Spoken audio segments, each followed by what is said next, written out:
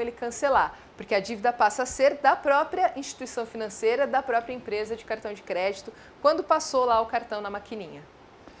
Uma outra pergunta aqui bem interessante do pessoal da Acácia Autopeças.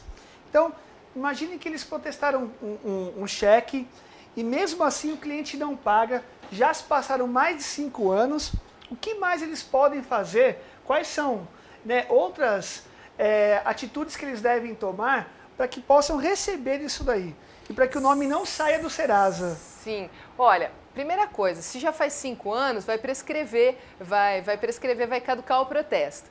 Então, o ideal é dar continuidade a esse processo nesse nosso segundo passo que nós estamos vendo aqui, que nós vamos continuar e eu acredito que vá responder essa pergunta, se vocês não se importarem, vendo quais são as medidas judiciais que eu posso fazer e que devem ser feitas para eu poder reaver o meu crédito. Tudo bem, Jason? Tem mais alguma? Eu posso continuar aqui. Tem várias perguntas, mas eu acho que com o decorrer da apresentação, muitas delas serão respondidas aqui e tenho certeza que estaremos, à medida do possível, né, tentando responder todas aqui. Então vamos lá. Continuando. Eu já verifiquei o endereço do meu sócio, eu vi o valor do título, eu sei que o endereço do devedor e eu sei que aquele devedor tem condições de pagar. O que eu vou fazer? O que eu vou fazer nesse caso?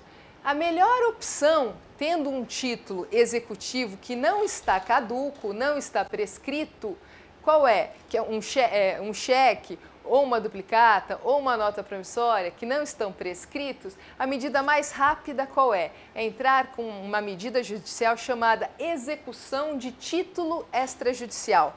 Quais são os títulos executivos extrajudiciais? O cheque, a duplicata e a nota promissória. São esses os títulos desde que eles ainda não estejam prescritos ou caducam.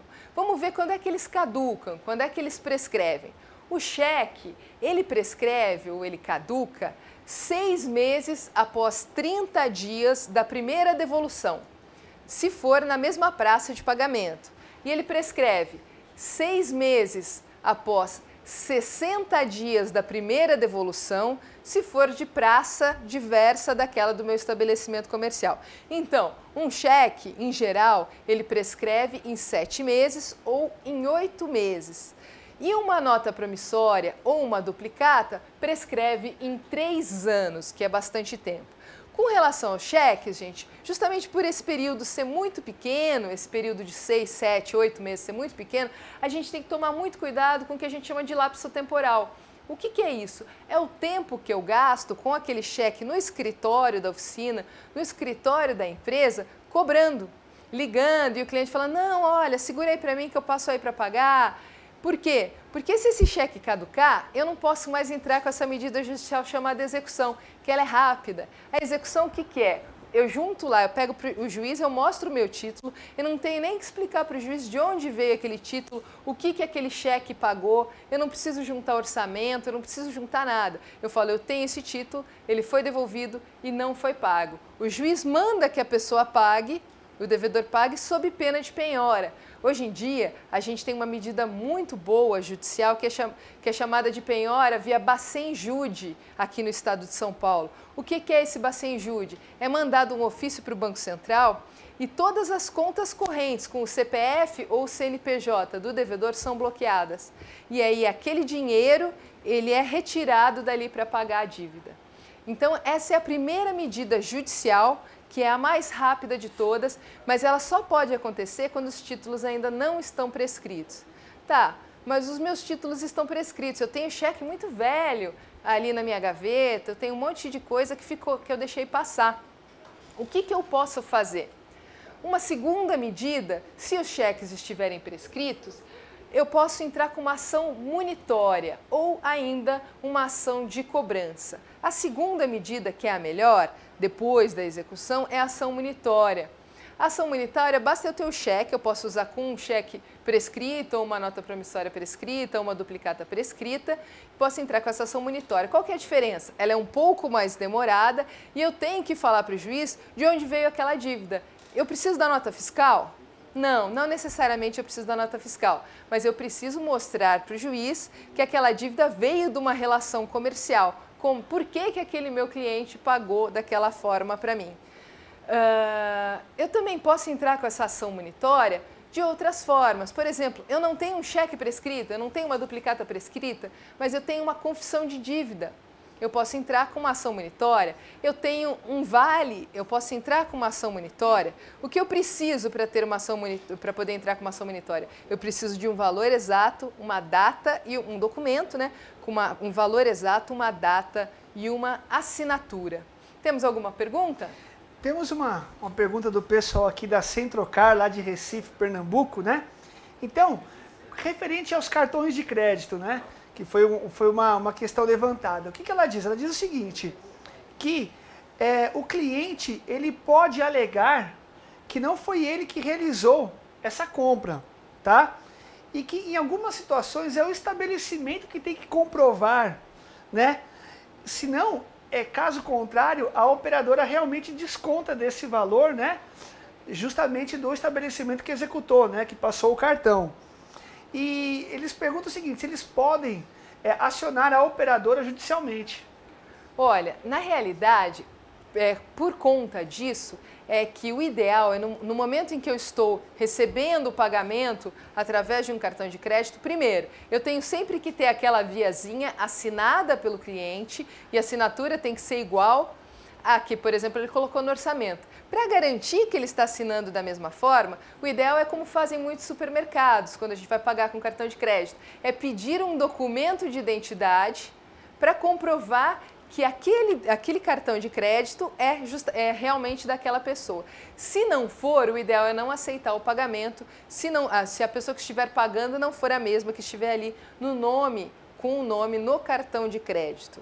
Tudo bem? Essa é a nossa garantia, é a comprovação através da via assinada pelo cliente de que foi realmente ele que pagou com o cartão. Só mais uma pergunta bem fresquinha aqui, referente à ação monitória. O pessoal lá da Autopeças Utida, Guaíra, Paraná, está perguntando se tem custo. Tem sim.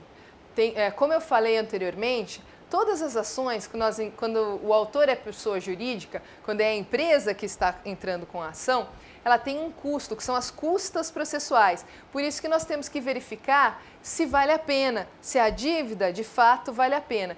Quando eu entrar com aquela ação, eu vou ter que pagar aquelas custas e, é claro, no momento em que o devedor estiver me pagando a dívida, ele também vai ser obrigado a pagar as custas que eu desembolsei para poder entrar com aquela ação, tá? Mas tem custa sim. Tá, eu acho interessante nós continuarmos com a palestra por conta que o tempo já está, né, urgindo, né? Está sendo muito rápido. Eu tenho certeza que outras perguntas serão respondidas ao longo, né, da apresentação dos slides aí. Tá certo, Jason. E eu aviso a vocês que tudo que a gente não conseguir responder aqui durante a nossa aula, durante o nosso bate-papo, eu vou ficar à disposição ali no chat, depois da aula, depois do programa, para a gente poder responder as dúvidas que ficaram para trás, tá bom? Então, continuando. O problema da ação munitória é que ela corre por um rito processual um pouco mais demorado. Mas e aí? O que eu preciso ter? O que eu preciso ter além da duplicata prescrita, do cheque caduco, do cheque prescrito, ou se não aquela confissão de dívida, ou se não aquele vale, aquele documento que tem valor, tem data e tem assinatura.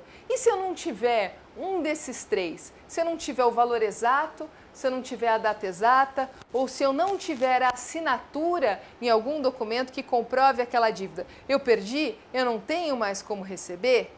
Tem. Ainda nós temos um último remédio processual, que é a ação, gente, chamada ação de cobrança. Essa ação de cobrança, ela corre por um rito processual chamado rito ordinário. Ele é mais demorado, sem dúvida que ele é mais demorado, mas é através desse rito processual que nós vamos fazer as provas, né? Através de um outro tipo de provas, nós vamos substituir aquilo que falta, ou a assinatura, a data, etc. Que tipo de provas podem ser essas? Provas testemunhais, trocas de e-mails, algum tipo de correspondência, tudo isso pode substituir e comprovar que a dívida de fato existe. Algum tipo de carta de cobrança que não foi respondida, tudo isso vai ser apurado pelo juiz e nessa ação chamada de ação de cobrança,